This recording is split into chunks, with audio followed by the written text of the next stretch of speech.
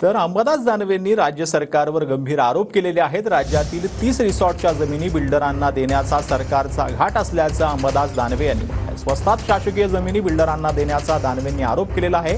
खासगी उद्योजकांना 20% capital subsidy देण्याचा घाट घातल्याचं देखील अंबादास दानवे यांनी म्हटलं। खासगी बिल्डरांना स्टॅम्प ड्युटीवर बंपर सूट दिल्याचं देखील अंबादास दानवे यांनी म्हटलं आहे।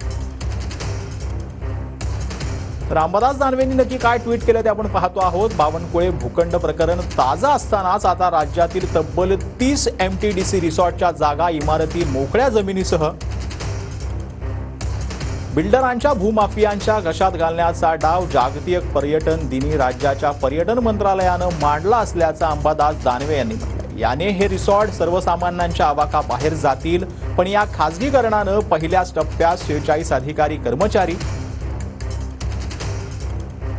आणि 200 इतर चतुर्थ श्रेणी मराठी मुलामुलींची नोकरी खाल्ली आहे। एवढ्यावर ही लूट थांबत नाही, तर खासगी उद्योजकांना